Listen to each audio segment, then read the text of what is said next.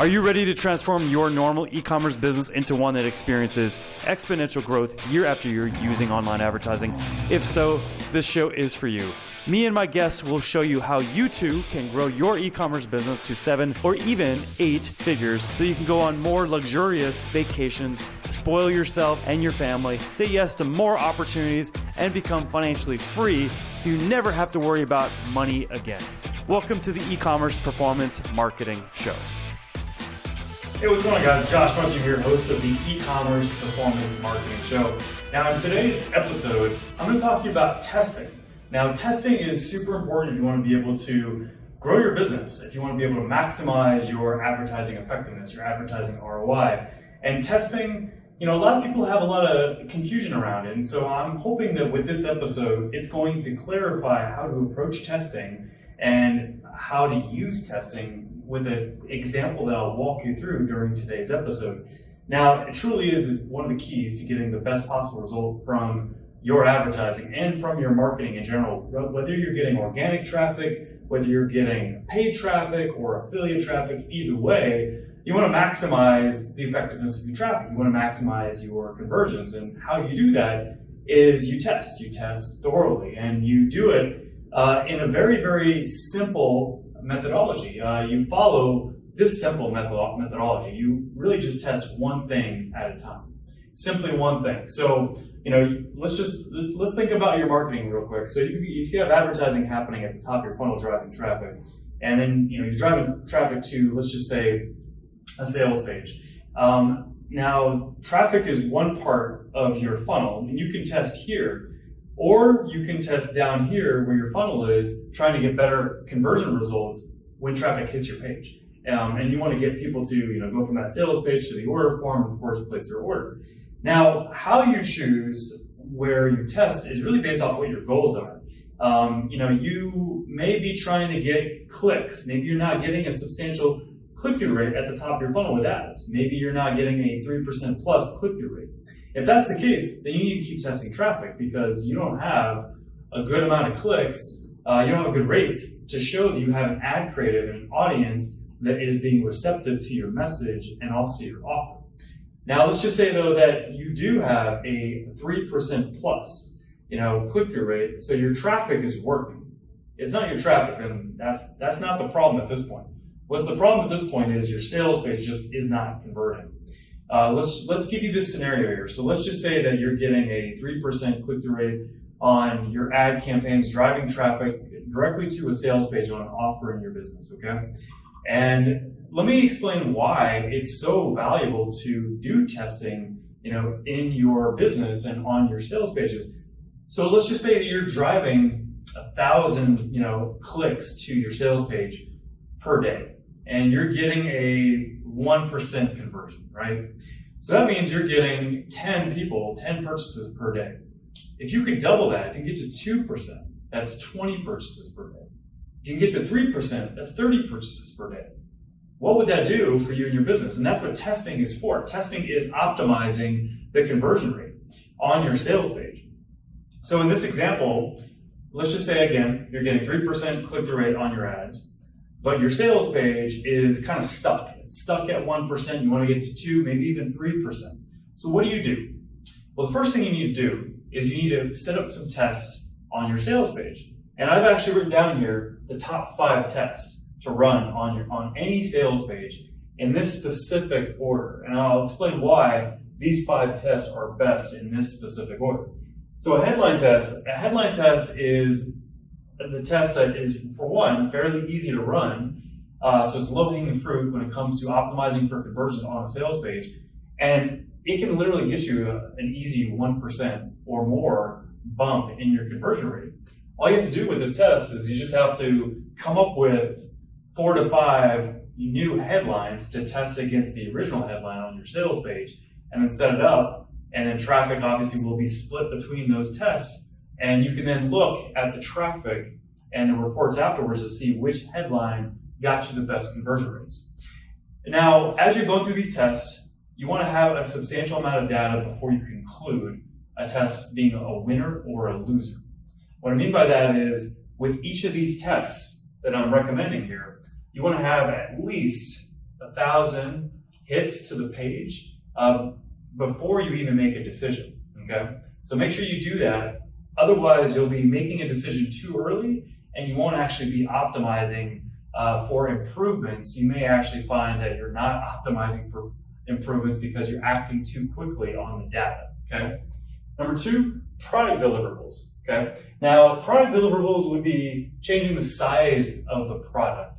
Especially if you're selling supplements, for example. Maybe you go from a 2-ounce to a 3-ounce canister, for example, and you want to see how that makes a difference to the sales page conversion by improving the value proposition, essentially, right?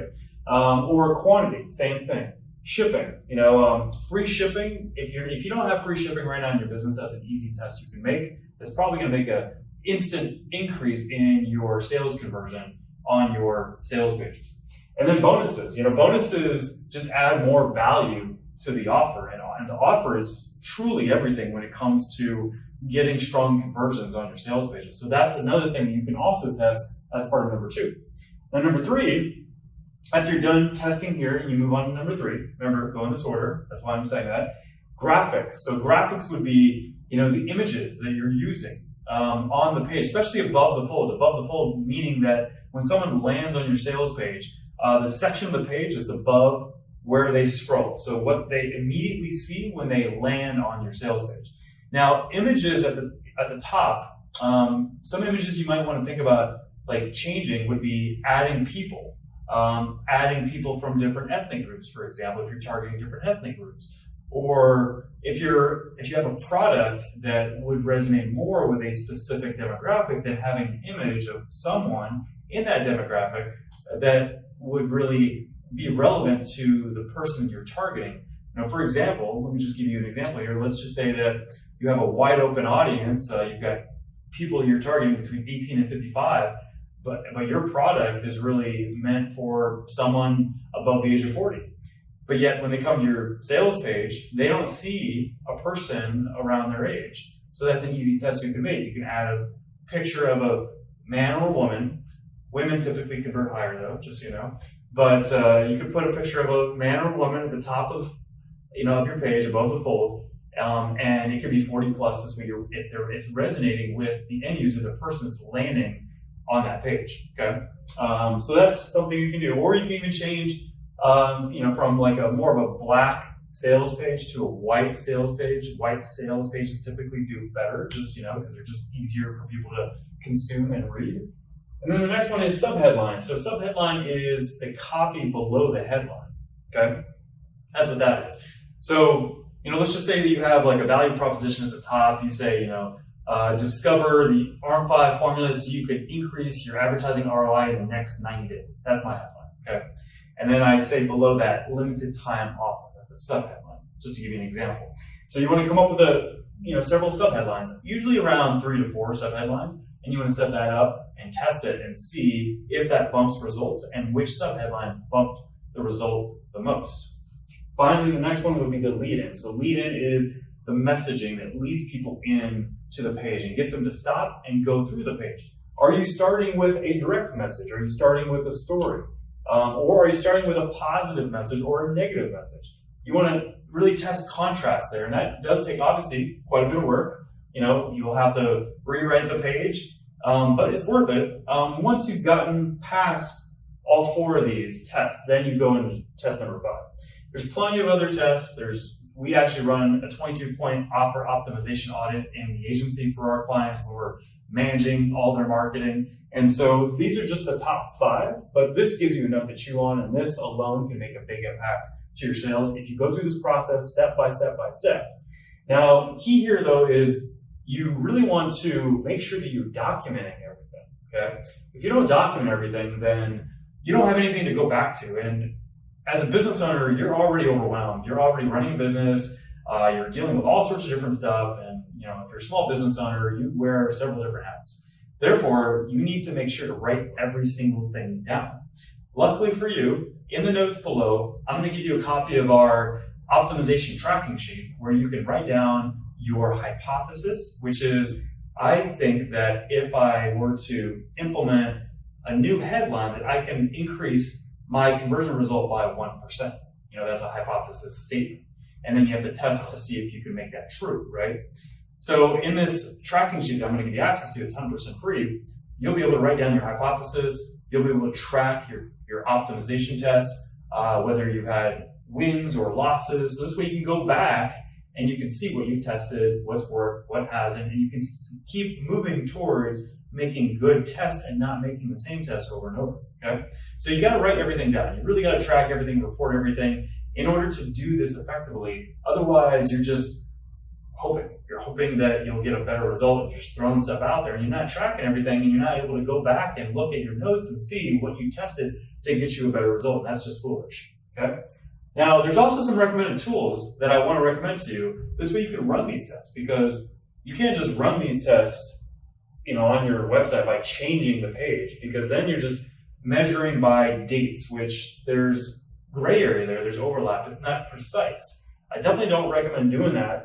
I recommend using a good testing tool. So this way you can set up a headline test, for example, using one of these tools, and you can see which headline got you better results very clearly. And you don't have to have any type of gray area by just changing the page, okay?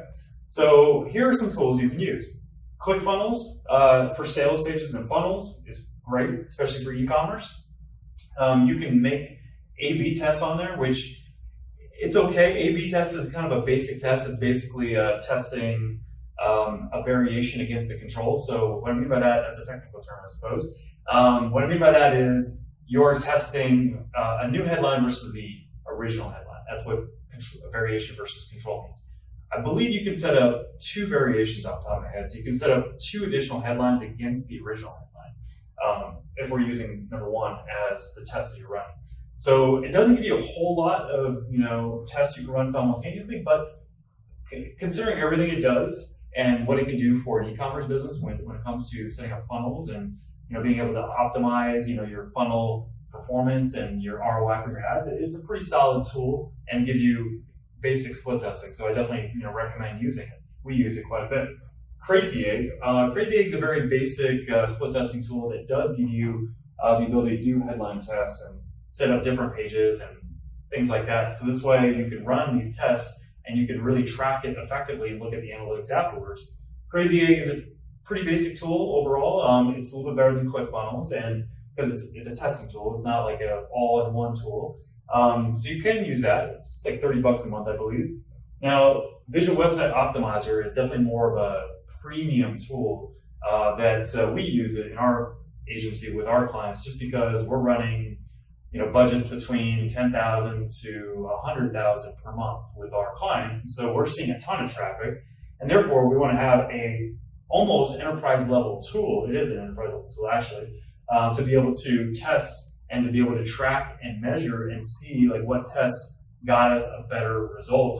So VWO is a phenomenal tool, but you do pay for it. It's not the cheapest tool in the world, but it's worth it if you're getting a lot of traffic. If you're driving a ton of traffic and you want to be able to test store loading, you want to be able to test without affecting page load speeds, which affects conversion, and you want to have access to very deep analytics and deep reporting, and you want to have access to a number of different tests, A/B tests, multivariate tests where you change a ton of different elements, and VWO will smartly mix everything up and then work towards the best conversion, for example. There's customization tests in VWO where if someone comes in from, say, Arizona, where we're located, and they land on a page, we can use VWO to customize the page if that traffic is from Arizona, for example. So we can say, hi, fellow Scottsdale neighbor, for example, on our page if we wanted to. Google Analytics and Optimize, now this is free. They do have a paid plan, but you can do tests for free using Google Analytics and Optimize. It's a little bit more techy. You definitely want to hire someone that knows Google Analytics and Optimize, or just dive in. If you don't have the money to do it, that's fine. You either have time or you have money. And if you have time, not money, then put the work in. Learn how to use Google Analytics. Learn how to use Google Optimize. I recommend measurementmarketing.io. Chris Mercer, a friend of mine, owns it. He has some great programs on helping people learn how to use Google Analytics and Google Optimize effectively. So you can set up all these tests using a free tool. You just have to learn how to use it. So So I hope that this episode helps and helps you get clarity around how testing works and what split testing is all about and how much of a difference it can make, because it really can make a difference. You don't want to just drive traffic and hope to get a result. You want to measure, you want to track, and then if you are getting some type of result, now it's a matter of doubling down on that and testing and getting a better result. Split testing is how you do that. So use these top 5 tests and test them in this exact order the next time you're going to test a sales page. And feel free to check out these tools. We'll put them in the notes below as well, so you can easily go to one of these tools and you can check them out. So thank you so much for watching this episode. And the next episode is with Austin Luliano. And Austin he's an awesome personality, very energetic, and he's going to show you how to build trust using content. So don't miss that episode, tune in, and I'll see you in the next episode. Thank you for tuning into the e-commerce performance marketing show. If you enjoyed this episode, be sure to subscribe, like, and comment with a timestamp of your favorite part and share it with a friend. Until our next episode, here's to you and the success of your e-commerce business.